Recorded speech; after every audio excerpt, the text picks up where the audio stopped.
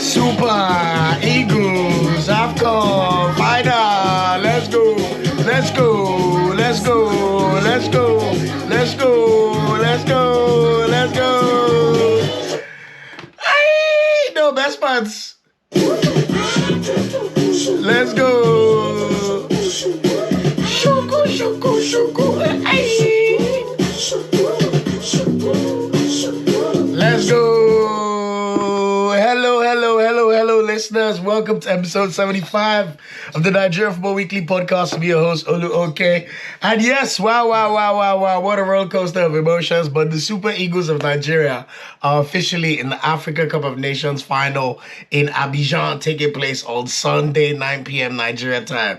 Yes, you heard me correctly. Nigeria in the AFCON final. The Giants of Africa for a reason are where we belong.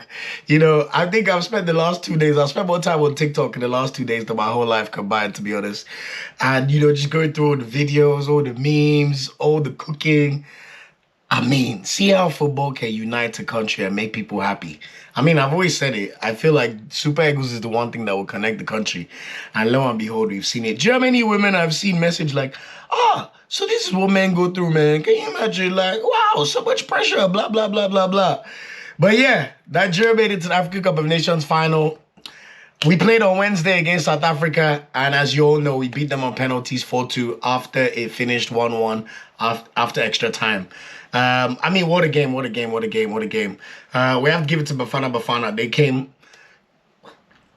came with vim too. I mean, it was one hell of a battle of a semi-final, but ultimately, Super Eagles triumphed. 67th minute, William Chustakong scored a penalty after Victor Osimhen was fouled once again. I just listened to a podcast, a European podcast, and one of the guys was saying Osimhen has not had a great tournament, and I was like, you clearly have not been watching the football. If you've watched every single game Nigeria have played, Osimhen has been decisive in every single goal Nigeria scored. So I thought that was really, really crap analysis, but I won't mention who it was. But anyway, after Chustakong scored in the 67th minute, we thought we were coasting towards victory, and then what happened? We thought Victor Osimhen scored to make it 2-0. And then instead, VAR called it back for a South Africa penalty, which Teboho Mokoena scored in the 90th minute. And immediately after that, they had another chance to even win the game. But lo and behold, we took it to penalties where Stanley Nwabali, straight from Port Harcourt, saved Nigeria in this one. Overall, the balance of the game, I'll say, was pretty even. Both teams had 14 shots. Nigeria had 6 shots on target. South Africa had 5 shots on target. Possession, South Africa definitely edged it at 61%, but that's understandable because of the game tilt. They needed to score a equalizer for pretty much 30 minutes of the game. So naturally, they were going to have more possession than we did. But yeah, in general, very, very good game. How did Nigeria start? It was a 3-4-3, same formation. However, Zaidu Sanusi was not fit, so Bright Osai Samuel came in for him. Olaina moved over to the left wing back position, and Osai Samuel played right wing back. Every other position was the same. Nwabali in goal, Ekong Ajayi and Bassi in centre of defence, Oyeka and Iwobi in the middle of the park, Moses Simon and Lukman on the wings, and Victor Osimhen number 9 up top. So that was it for Nigeria. South Africa too played a fairly similar lineup that we expected. They did switch to a back 5 though to combat Nigeria's threat. So that was a bit of a surprise for the Super Eagles. But in general, I thought they were decent. I have to shout out their number 14 though, Mvala, the one with the rough face. You could tell he's been through things. He had a storming game. He was involved in everything. I mean, he gave away the penalty. He scored his penalty in stoppage in penalty shootout. He was just a live wire. You could tell he was playing in the game of his life. So shout out to him. What else do we see on the team? It's good to see Pesero really maximizing his substitutes in this game. So all 5 subs, all 5 substitute positions were used during the game. We had Alassane Yusuf come in, Jaribo came in, Chukwueze came in as well, and Iheanacho came in during the 90 minutes. And then in extra time, we saw Kenneth Omero and Terry Murphy come onto the pitch. I'll get into the game anyway, but in general, quick recaps for everyone to be aware of. 13th minute, we had a penalty shout. Ronald Williams clattered Ekong, and Simon couldn't react with the shot. For some reason, VAR is always leaning on goalkeepers, which is very, very annoying. South Africa had their first shot on target in 15th minute, straight at the goalkeeper. 24th minute, Lookman had a free kick, Sami Ajayi with a header, but to be fair, he should have headed it across towards Victor Osimhen. In 26th minute, we saw South Africa break with Mudau crossing the ball into the box, but great block by Calvin Bassey. 27th minute, Percy Tau with a clear strike on goal, which went straight at Nwabali. 36th minute, we saw Iwobi have a shot straight at goal as well. His body position wasn't great, but it was just from outside the box. 38th minute, we saw Magopa, the striker, Evidence, have a really good shot. Good save from Nwabali after Percy Tau laid him off. It was the first big chance of the game. And then in the 43rd minute, we saw Victor Osimhen head wide from a corner kick. So that was it for the first half. And then the second half, the game finally sparked to life. We saw Osimhen head wide from an Asai cross in the 56th minute. 60th minute, Oyeka shot wide from a Lookman layoff. He got a bit excited with that one. We then saw Chukwueze and Yusuf come in the 57th minute for our players who were tired. Iwobi came off, and I think it was Simon who came off. And then shortly after those substitutions came in, we saw Victor Osimhen win the penalty. Great work by him. It was like a one-man train. He ran through about 4 South African defenders. And Mvala, number 14, it was like a rugby tackle, to be honest. Trustekong stepped up. At this point, almost I was praying. I've never been so nervous watching a game, even with all the Arsenal and Nigeria games I've watched in my life. But Ekong netted the penalty, went straight down the middle, confusing Ronald Williams. Shortly after that, we saw Percy Tau shoot wide for the South Africans. And then in the 74th minute, we had another big scare. Magopa, he turned Ekong and shot just wide. It was a raspy effort, to be fair. Just went wide. So that was my first fear, to be honest. In the 83rd minute, Chukwueze put Lookman one-on-one. Lookman had the chance to wrap up the game. He could have shot with his right foot, but for some reason, he wanted to take around the goalkeeper with his left foot. And Ronwen Williams stood tall and grabbed the ball from him. So that was a bit unfortunate. Literally, shortly after, we saw Osimhen score what we thought was the second goal to wrap up the tie. But it got disallowed because VAR went over to the other side of the pitch, and there was a tackle by Alassane Yusuf on Percy Tau, which was rightfully called back for a penalty kick, which was very, very unfortunate. And then we saw Mokoena step up to score the pen in the 87th minute. And then after that, momentum is a crazy thing in football. It looked like South Africa could smell blood and they were ready to take it. So for the final 10 minutes of the 90 minutes, Nigeria under pressure. And in the 95th minute, we saw South Africa have a free kick, which Mokoena took. Nwabali parried it straight at, I've forgotten the player's number, 20... Anyway, South African player had the goal gaping, but it was clear he's right-footed because he hit the ball with his left foot and he fired it over the bar. So shortly after that, Chukwueze didn't shoot wide, and then that was the end of 90 minutes. Extra time, we saw Victor Osimhen with a great shot in the 100th minute from outside the box, straight at Ronwen Williams, who was able to make quite a good save. 102nd minute, all of a sudden, long ball to Victor Osimhen. Ronwen Williams missed the ball, but the defender cleared the ball, was lucky because he was able to clear it just before Victor Osimhen could get to that ball. And in the second half, we saw Victor Osimhen shoot wide again in the 107th minute. Shortly after that, he was subbed for Terry Murphy. 113th minute, Terry Murphy went through clear on goal and he got fouled by Kekana. So Kekana got shown a red card after a VAR check. They were trying to see if it was inside the box to be a penalty or just outside the box, but it was just outside the box. And Kelechi Iheanacho shot straight at Williams from that. Next thing you know, it was time for penalties. And lo and behold, the Super Eagles stepped up to the plate. So how did the penalties go? We saw Terry Murphy step up. Well, first of all, South Africa won both the toss to decide where the penalties were taken and who goes first. When Williams thought Nigeria should go first, probably feeling confident from the Cape Verde game, but that was not to be the case, boy. Terry Murphy started things off with a great finish, 1-0. Straight down the middle, and then Mokoena, who scored his penalty in 90 minutes, then stepped up to take South Africa's first penalty, which Nwabali made a great save from. So it was 1-1, and then Kenneth Mero stepped up for Nigeria to make it 2-1. 2-0 on penalties, and then we saw South Africa score their next pen, so it was 2-1. Olaina then stepped up and he shot the ball over the bar. Unfortunately, you could tell. I was a bit worried about Olaina taking that pen, but he did send the goalkeeper the wrong way. It just went over the bar. And then South Africa then scored literally immediately after Olaina missed his penalty. We saw Evidence Magopa step up to take a penalty, which Nwabali then saved again. At this point, I couldn't even watch the game, to be honest, guys. Like, my head was on Pluto. Like, what Charlie Poppy, I'm telling you, like, I couldn't think. But once Nwabali made that save, all of a sudden you're thinking, oh, it might be our day-to-day, you know. And then immediately after that, we saw Chustekong step up to take the fourth penalty for Nigeria, and he absolutely lashed it into the left side of the post. There was nothing Warren Williams could do about that one. And then we saw South Africa convert their fourth penalty, which was their second successful pen. So at this point, it was 3-2, and we had Kelechi Iheanacho step up to take the fifth penalty for Nigeria. If he scored, he was going to send Nigeria through to our 8th AFCON Final. And lo and behold, did he do just that?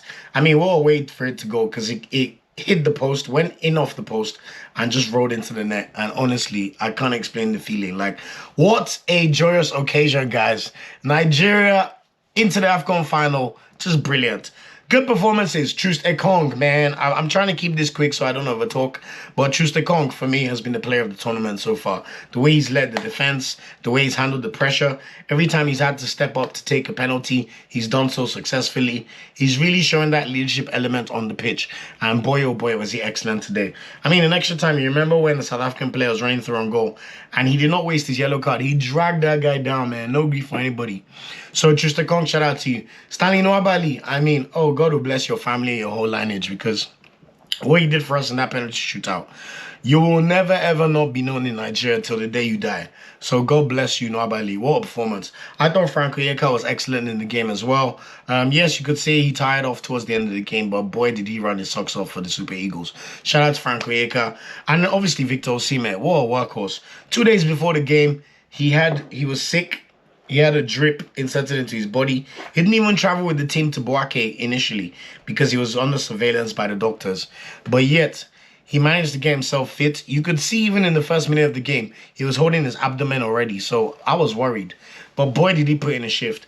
And he was the one who won us the penalty, as we know already. So without Victor Osimhen, we will not be in this final. And also, he's been very unlucky because he's had 2 goals disallowed by VAR. One in the game against South Africa and one in the quarterfinals against Angola. Yes, you could say they're rightfully disallowed, but I just have this sneaky feeling that his moment is coming. The only person who, in my opinion, didn't have that good of a game was probably Alassane Youssouf. The pressure maybe got to him, He was looking a bit rash once he gave away the penalty. He was probably feeling the pressure. So I thought he was a bit suspect. Osai Samuel in the first half did not exactly make me happy. But it must be said that in the second half, he was the one who laid the ball off for Osimhen to put the ball in the net, even though it was rightfully called off for VAR for a penalty to South Africa.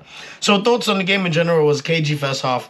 I'm a bit worried about the long balls which were able to split our defense in the first half by South Africa. Percy Tau's not the biggest lad, but a lot of times he was troubling us. So it's either we need to learn how to play an offside trap better or learn how to deal with the threat of those long balls. Second half was much better, as I said.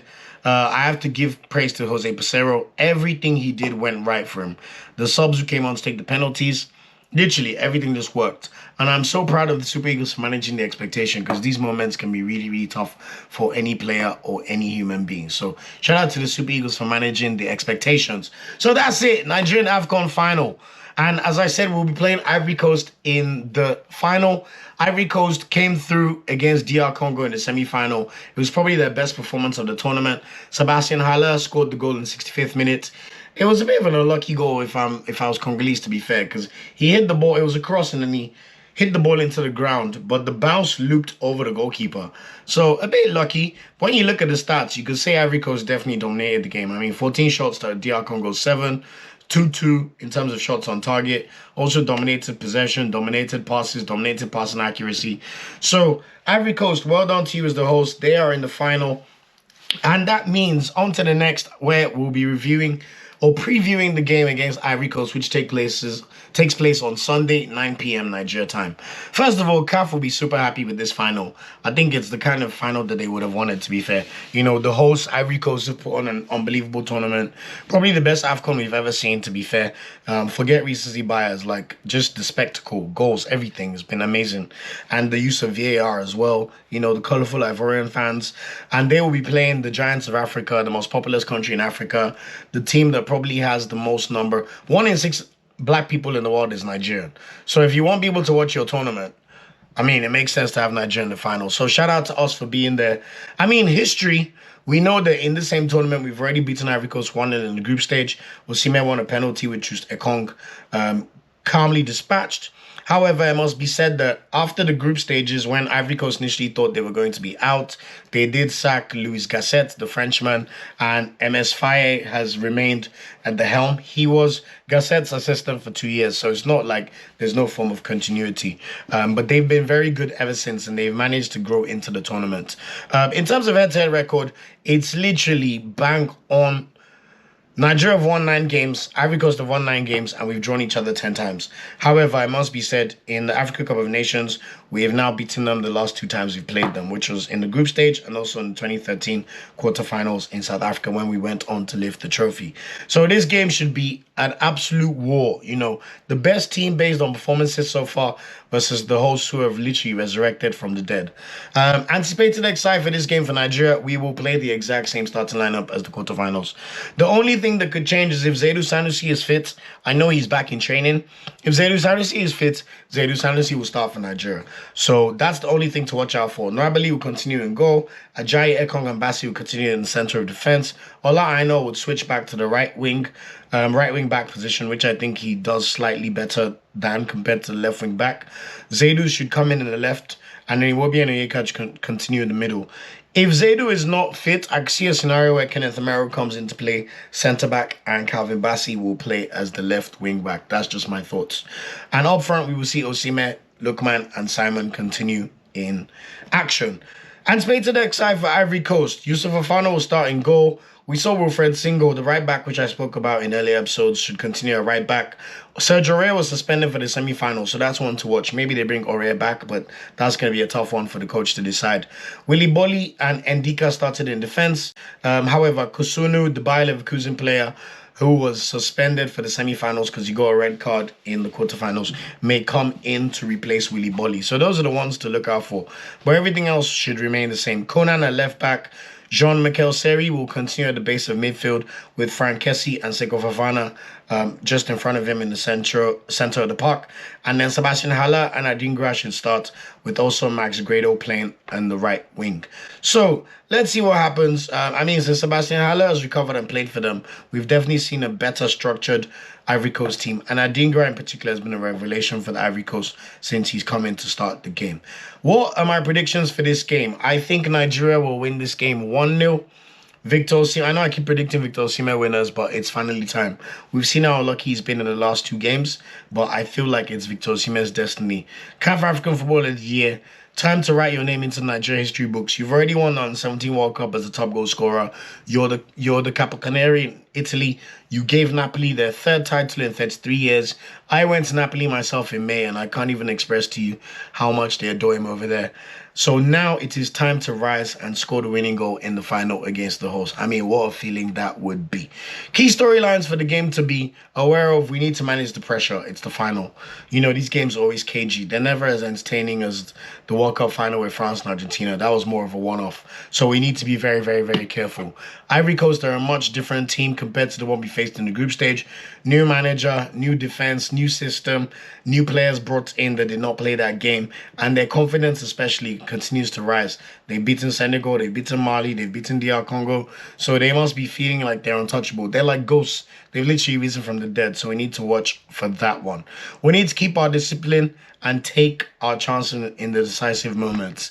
It also feels a bit like Nigeria versus the rest of Africa because we know we're quite loud and quite, abrasive in a good way, which I love. So anyway, Nigeria, we no good grief for anybody, and it's time to bring home that fourth AFCON title, which will allow us to tie Ghana, because even though they haven't won an AFCON in 42 years, they keep talking about the fact they have more AFCONs. So how lovely would it be where we're neck and neck and we're like, well, at least I remember watching at least 2 of Nigeria's AFCON wins in my time. I was born in 93, so I obviously don't remember 94.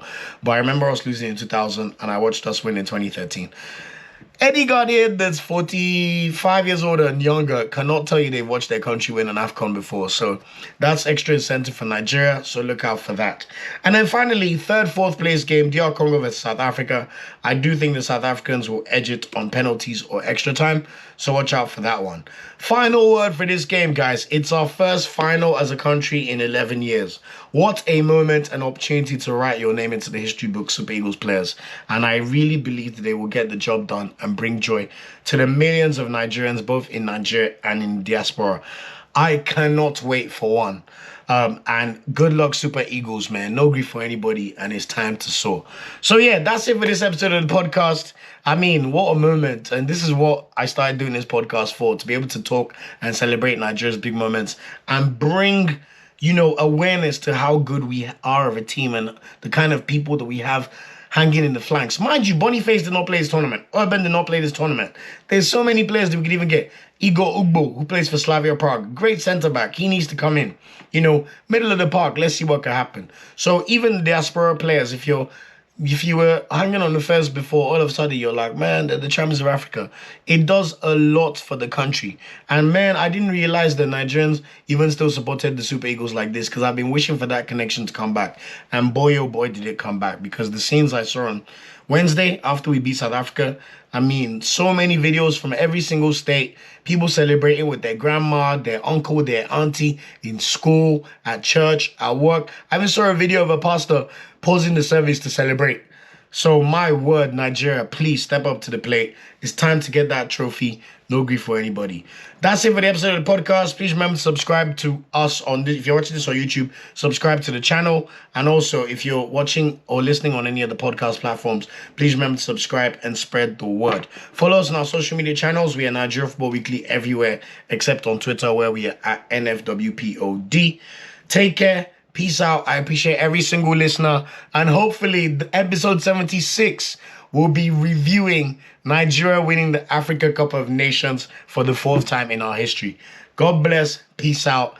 And up Super Eagles as always. Ciao. Thanks for watching this video.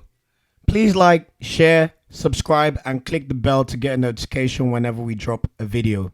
You can also find our social media channels listed below. And of course, up Super Eagles, and Nigeria know they ever carry last.